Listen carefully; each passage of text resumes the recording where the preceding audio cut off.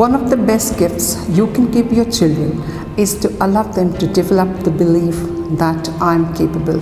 Children feel more capable when they learn to face the ups and downs of life. Pampering creates weakness because the child will start believing that there are people who can do anything for them. But first, let's define what we mean by avoid pampering. Here, we are certainly not talking about giving them love, certainly not talking about giving them the affection and the connection. We're talking about not even giving hugs to children or even giving compliments to them or validating their feelings. Pampering is when a parent tries to do everything for their children in spite of them being extremely capable of doing all the things by themselves.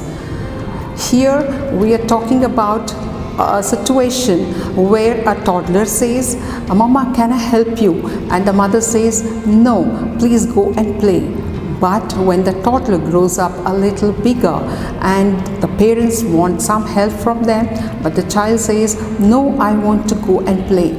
What we would like to see here is, by the time a child is 4 to 5 years of age, he or she will have got an innate desire to do all the things by themselves. So, are we surprised by this behavior?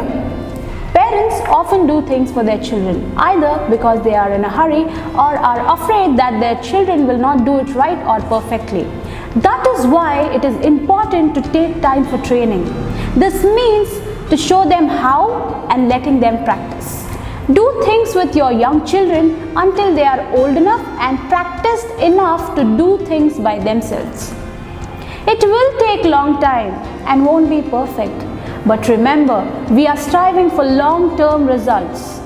We need to give our children opportunities to become responsible, capable young people. A good way to think about this concept is to ask yourself, would I do this for an adult friend? Well, if the answer is no, it is probably best to allow your child experience the responsibility of doing things.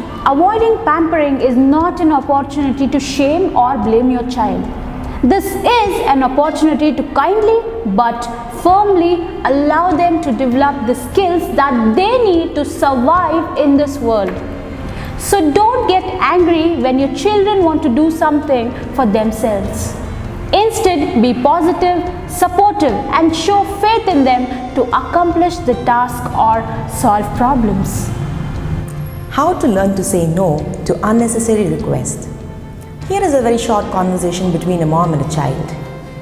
"Hi mom, I don't feel like putting back my things in its place. It's all over the floor. You please put them back." The mom replies, "I'm so sorry my dear, that doesn't work for me."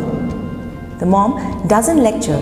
Instead, in a very kind way, she validates the child's feeling and says, "I know that you're disappointed, but I wouldn't want to take away your opportunity to do your own work."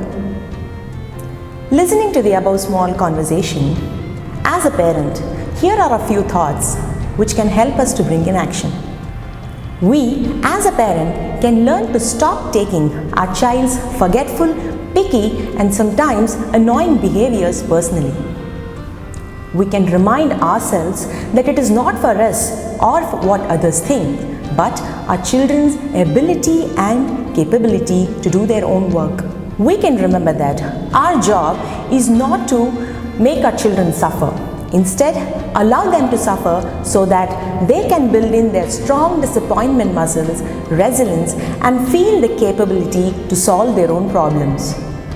We can take help from our children for our chores and errands.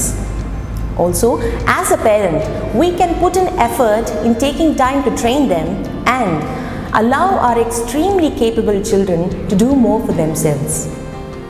Wow, what a great gift to them, isn't it?